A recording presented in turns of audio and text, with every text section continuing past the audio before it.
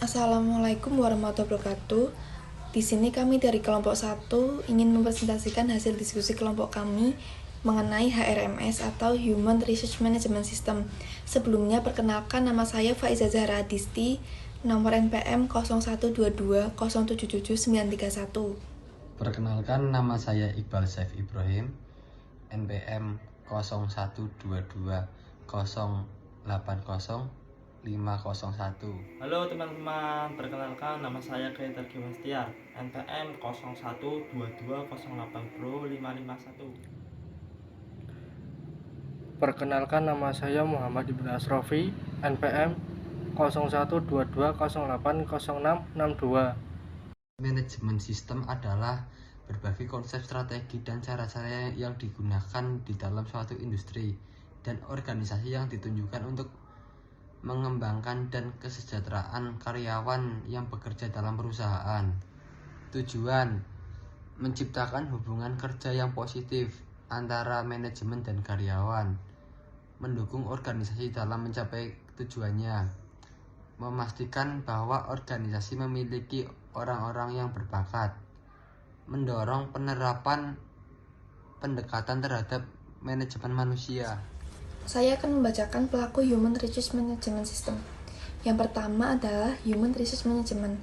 Human Resource Management bertindak untuk membantu menangani masalah sumber daya manusia yang biasanya dibantu oleh manajer lain. Yang kedua adalah HR Search Service Center, yaitu bertugas untuk sharing atau mengatasi keterbatasan sumber daya yang dimiliki oleh perusahaan. Yang ketiga adalah HR outsourcing. HR outsourcing yaitu bertugas menyediakan pekerja yang tidak berhubungan langsung dengan bisnis inti perusahaan, di mana pekerjaan tersebut dialihkan ke perusahaan lain seperti cleaning service. Yang keempat adalah Professional Employee Organization, yaitu memperkerjakan karyawan dari berbagai perusahaan dan mengisi fungsi yang terkait mengenai SDM. Waktu penggunaan dan fungsi. Yang pertama digunakan saat menyusun susunan kepegawaian atau staffing. Yang kedua digunakan dalam pemberian kompensasi. Yang ketiga digunakan dalam mengupayakan kesehatan dan keselamatan kerja karyawan. Selanjutnya presentasi akan dibacakan oleh Ibnu.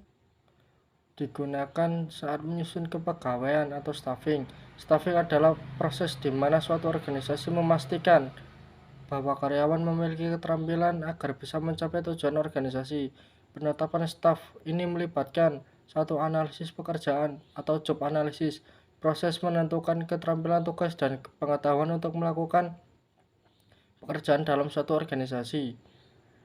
2. Perencanaan, proses untuk mencocokkan kemampuan internal dan eksternal orang dengan lowongan pekerjaan yang ada di dalam perusahaan tersebut. 3. Rekrutmen, proses pencarian sumber daya manusia dengan motivasi kemampuan ahli dan pengetahuan untuk dipekerjakan pada suatu jabatan dalam organisasi. 4. Seleksi, proses memilih individu yang cocok untuk posisi tertentu dari sekelompok pelamar pekerja. Digunakan dalam pemberian kompensasi. Sistem kompensasi memberikan karyawan imbalan yang memadai atas kontribusi mereka dalam memenuhi tujuan organisasi.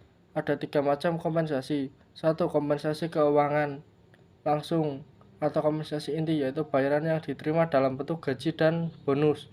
2. Kompensasi keuangan tidak langsung, imbalan atau imbalan kerja. Imbalan kerja berupa cuti sakit, asuransi kesehatan. 3. Kompensasi non-finansial, imbalan yang sifatnya bisa memberikan kenyamanan, rasa senang, dan kepuasan melalui hal non-material. Selanjutnya, presentasi akan dilanjutkan oleh Mas Haidar. Baik, saya akan melanjutkan materi berikutnya, yaitu digunakan dalam mengupayakan kesehatan dan keselamatan karyawan.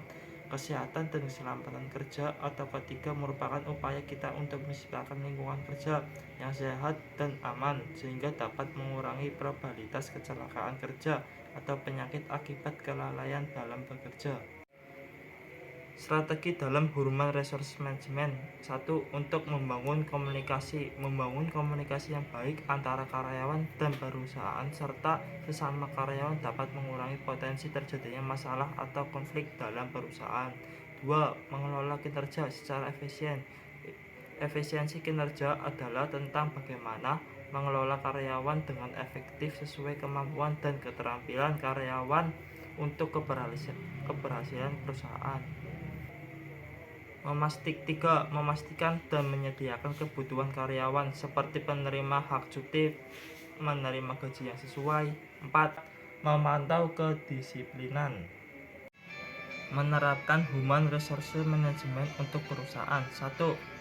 Menentukan Human Resource Management atau SDM dengan perencanaan struktur dan job desk karir karyawan.